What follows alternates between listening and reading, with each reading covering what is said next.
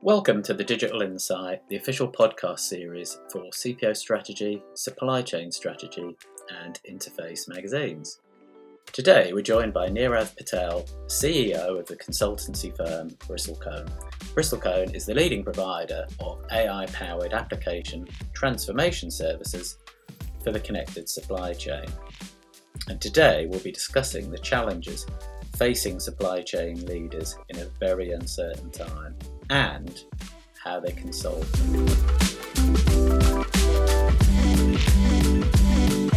Thanks, Andrew. Thanks for having me on the podcast. I mean, it's always a pleasure to talk to people, outside of your busy lives in work and in offices. And actually, it's always great to hear perspectives from people outside. So I'm Nirav. I've been in the industry, in technology industry for over 25 years. I took on the job of president and CEO of Bristlecone 2 years ago, right in the midst of COVID. And I had been uh, having a fascinating journey, being like I call a virtual CEO, transitioning and transforming a company that has been around for about a couple of decades. So we are around 2,600 people, about 14 global hubs around the world. We are part of the $19.4 billion Mahindra group. So we're pretty proud of our heritage and our history.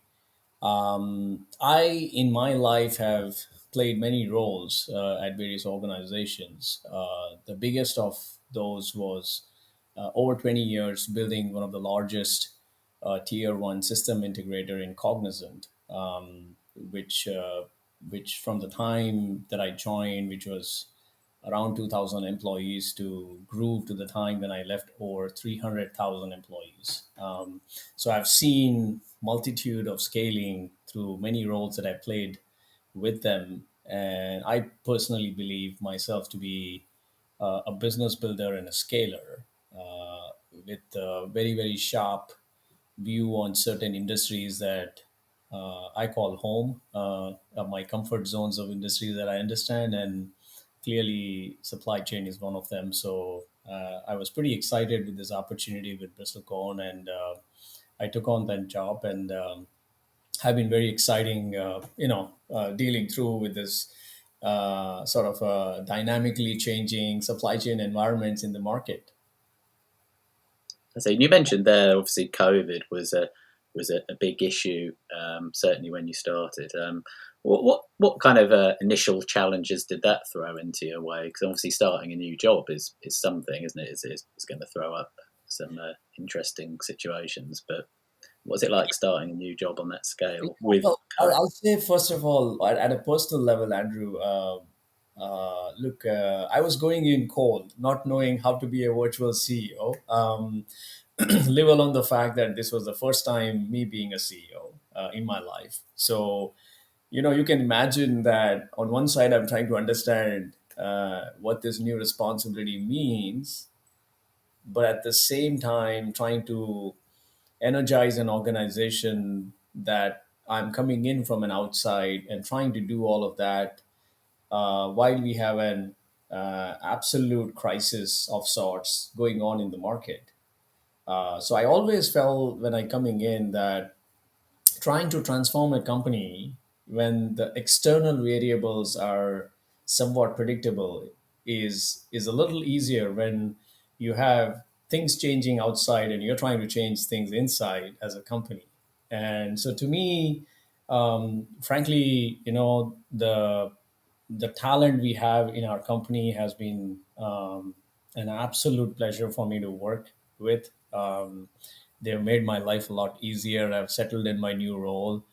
And I think I call the first 100 days of any CEO are about most crucial in terms of trying to really set the course and pace of the organization. So I had to do all of that stuff in the first 100 days. The good news was The positive side of the COVID and the virtual environment is you're not wasting your times on the planes. So I did not have to go to our 14 hubs around the world. I had to just click a button to get connected with those teams. So my productivity was really high, and I said that, like, look, I think I could do the best in an environment like that, as long as I can find a way to emotionally connect with my people that I have never worked with before, and who have been around in this company for close to 20 years. So doing that had been sort of a life changing experience for me, and I felt more resilient as a personal at a very personal level. That, I feel, look, the job is very comforting, and more importantly, the model of how we operate in a hybrid environment is very, very comforting. That I think I can see how that just is going to be something that will be called the COVID leftover, if you will, right? Like, we're always going to be in that mode, that something that you're going to always carry along in the forward. Because sometimes, obviously disruption can actually bring Oh, accelerate and bring some advantages which you wouldn't normally have visited, or maybe it would have taken you longer to get to a certain point. And then suddenly you got this accelerated period of time where people are having to change. no, absolutely. I think if you really think about this famous quote which says, "Never let a good crisis go to waste." You think about that statement, and you think about what that really means for for organizations and CEOs around the world. And I've always been saying that to our teams, that disruptions are also an opportunities for organizations to shape themselves for a better future. And I think the way I look at it and say that, look, you actually can be a defender of sorts and challenger of sorts and actually resist the change, or you could be one that actually embraces the change and fundamentally looks at ways that the world could actually start and begin to operate in the future. And for us, I think from a disruption standpoint, as you know, supply chain is so central to everything that happened in COVID. That really brings everything together from a disruption standpoint.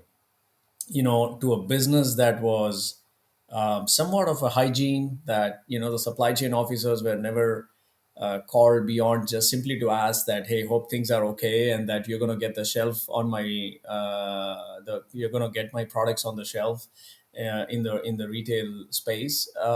As long as that continued, nobody really thought about things like resiliency, things like visibility, and that something like supply chain could really bring the organization down. And I think so. To me, you think about disruptions, and you think about being disrupted in the core areas that you never really thought could break down like this, where hurts organizations a lot more as they really start to think about it and saying, wait a minute, I never thought about supply chain really bringing my revenue down and losing my competitive advantage.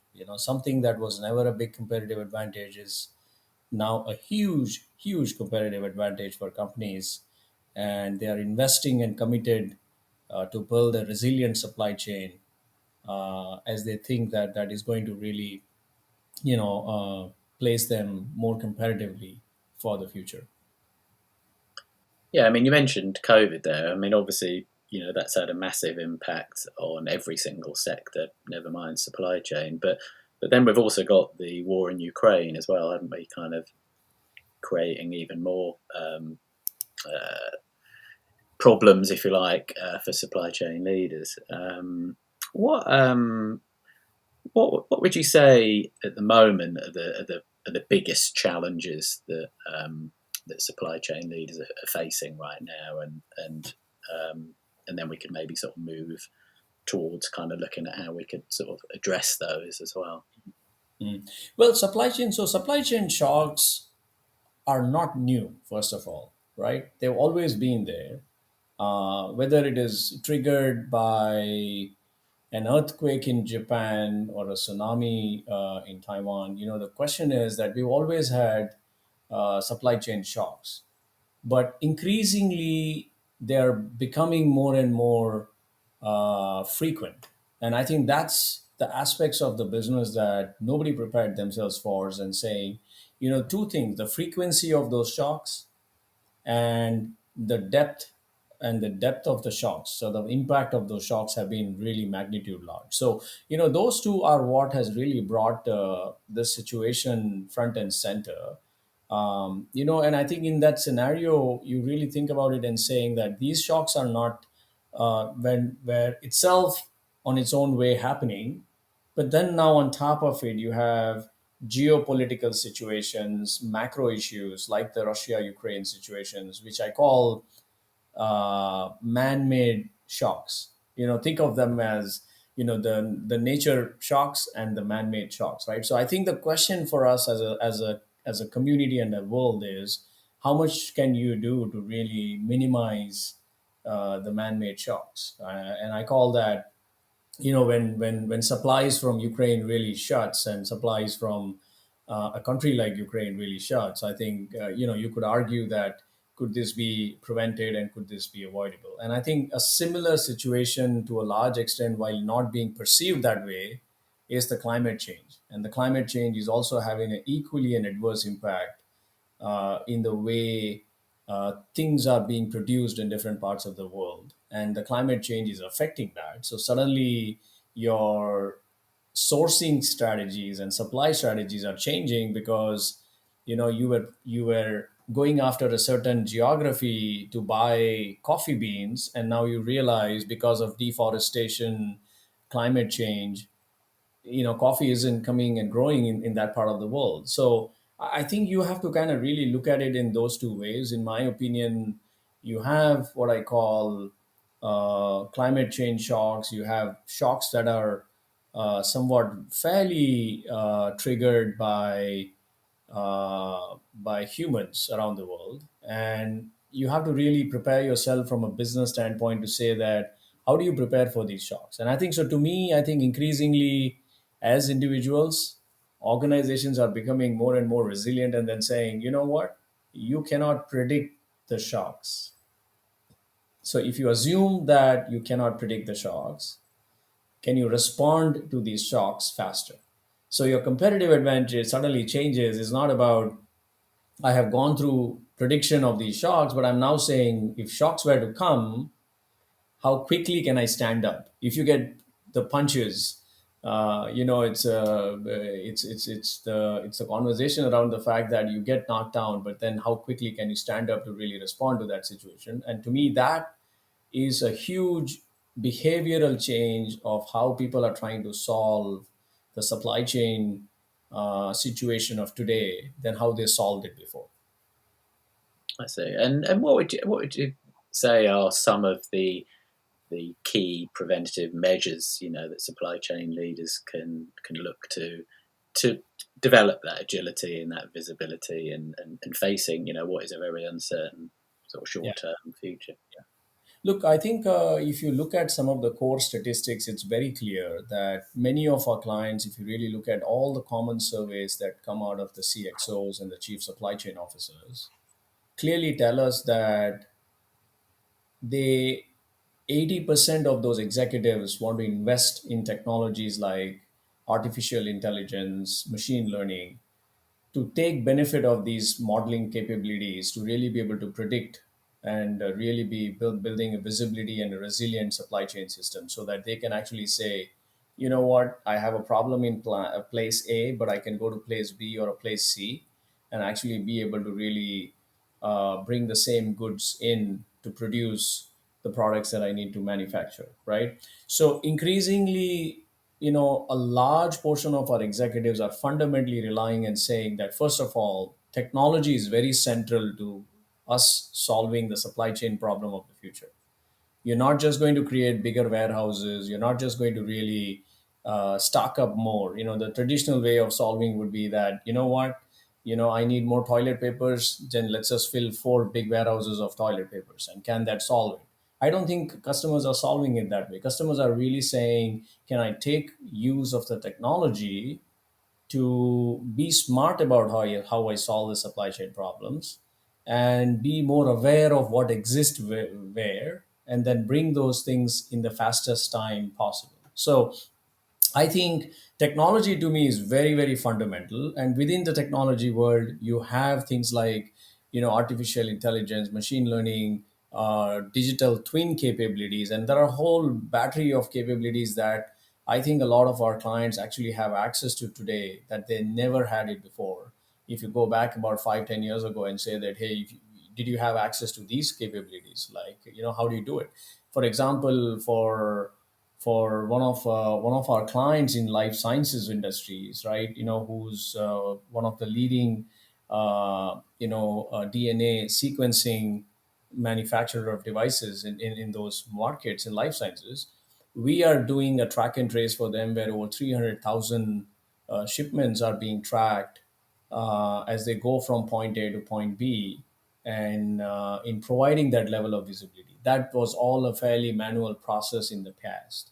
And so today you're able to actually use technologies like cloud, like data, like digital, and actually be able to provide that level of visibility so that you are giving them an eye in the sky view of the entire supply chain, so that they can control and monitor the sourcing to delivery processes, and make more informed decisions, mitigate risk by leveraging some of these technologies. So I think technology is actually going to be a huge advantage at this stage as you think about solving this for the future compared to how you would have solved it in the past.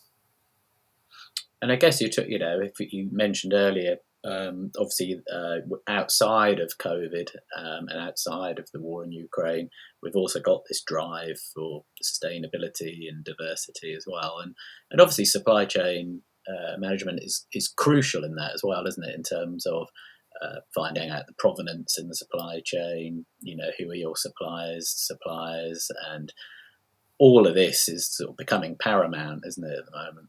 Yeah, I think Andrew, that part of the problem statement is all about scenario building. I think scenario building is what fundamentally every supply chain officer is today dealing with, every procurement officer is dealing with. And when you think about scenario planning, what you're basically saying is, okay, if I cannot predict the supply chain shock and when and how it will come in, what you can do is that you can build scenarios in your organization to say, do I have my sourcing strategy working well if these various scenarios were to play out? So I think today the organizations around the world are assessing their supply chain risks. For example, supply chain risk is a very, very important initiative. And I think more importantly, right now, everybody is relooking at their sort of weaknesses in their supply chain or the strengths in their supply chain, if you will, and assess that risk models and say that, hey, have you really played out all the various scenarios that could affect us? And which of those scenarios allow you for, let's say, a 98, 97, 99% of bounce back within a certain period of time? And I think so you start to really take every scenario and say, if this was to happen, I think this particular plant will stop manufacturing products for 3 days, something like that, right? Like, and that's huge when you're a manufacturer trying to fill this massive demand that is out there right now, because you don't want any revenues to be let go and not converted. So I think the challenge for a lot of supply chain officers and our customers is really to build what we call the scenarios. And we are encouraging very strongly to our clients saying that build those scenarios even though they might not happen. I think it's important that you actually build those scenarios and you have a playbook to say, if this was to happen, where am I going to go among my supplier networks? And if something was to happen geopolitically in a certain country that I'm overly dependent on from a supplier standpoint, do I have alternate sourcing strategies in place? And do I have alternate contracts in place to leverage those suppliers to be able to fulfill your demand? So I think, to me, I think, Andrew, the key is that going into this scenario planning and scenario modeling, I call it, and really assessing your risk across the supply chain and making sure that you have an ability to bounce back quicker and faster. And that is exactly what we're calling it as resilient supply chain. A resilient supply chain doesn't necessarily mean you solve for all scenarios. A resilient supply chain only means that you've thought through all of the possible scenarios that can happen in the market and the environment, and that you have an ability and a response strategy in place to know exactly an acceptable response could be, in terms of our business, keeping our businesses floating, and keeping the lights on in terms of our demand fulfillment going. So I think that's the way you want to think about it. I see. And we mentioned some of the challenges we know which supply chain leaders are facing at the moment. How do you see some of those maybe changing in sort of prominence, if you like, over the next kind of 2 or 3 years? You know, what? How do you see the next sort of Yeah. 2 or 3 years from that perspective? Yeah, I think to me the biggest challenge at a fairly macro level is one of talent, Andrew. So finding this, I call, digitally savvy, supply chain centric talent.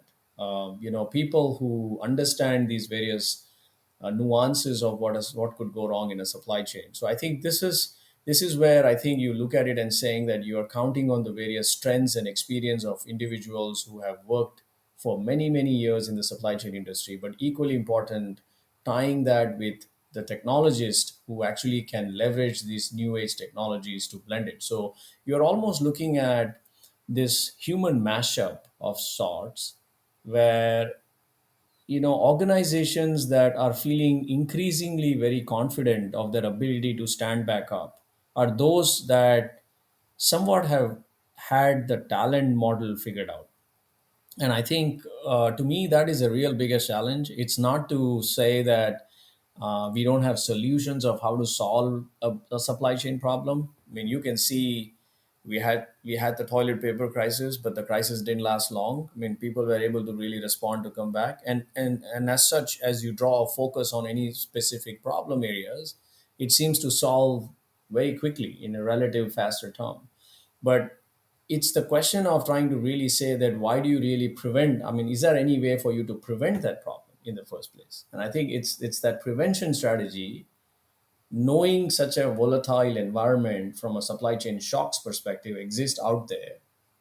And so how do you really prevent the shocks to be minimal so that your organization is actually fairly resilient? And I think at a very fundamental level, I don't think it is an issue of not having technology or access to technology. I think it is the people and the talent that really make or break, or differentiate a good from a great organization that has a very solid supply chain response teams in place. And so one of our biggest priority right now is to really educate our talent and continue to invest in building that talent base, as we become increasingly relevant for our clients, and they come to us and saying that we cannot solve this by ourselves, and we're going to look for help from specialist partners like Bristlecone, who actually can come and actually bring us that power to really say we can solve these problems together. So I think at a more tactical level, it might appear that, hey, access to technologies and not having enough suppliers and regulatory environments are a real problem. But to me, I think if you really see from inside the four wall of an organizations, and the minds of our executives, they're saying, if I have the right talent with me, I think I can solve any of these problems within the supply chain world as they come. Well, what would you say to a young person who is maybe mulling over a career in supply chain? I mean, I'm gonna just tell them that come over. I mean, really, look, I'm an passionate believer in younger talent. I mean, we have launched a series of campus programs around the world. I mean, we've been hiring fresh graduates coming out of UT Dallas. In Dallas, we've been hiring fresh graduates coming out of the top schools in India. Clearly, I'm a very, very firm believer that our future is in their hands. And I think the more we actually can get people excited with solving real world problems that they can have a huge impact on. And I think that is the exciting part that I think we are trying to drive towards. I would say that, get yourself, if you want to really solve real world problems, if you want to solve the issues that you have used your phone to order something on Amazon and that has not showed up, or it has showed up late, you want to fix that problem, come over. I think, we are the world where we are going to actually make sure that, I call this the silent organization that runs after somebody clicks a buy button.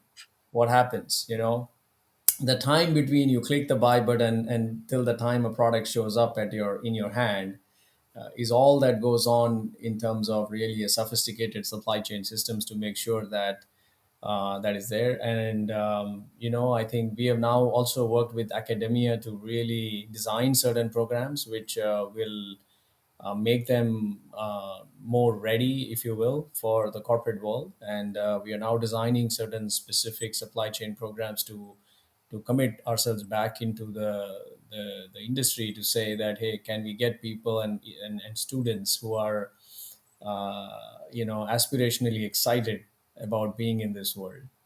So I'm very, very big proponent of that, Andrew, and I hope that we have a lot more people that actually come to solve, helping us in this situation. So challenging times, but also exciting times.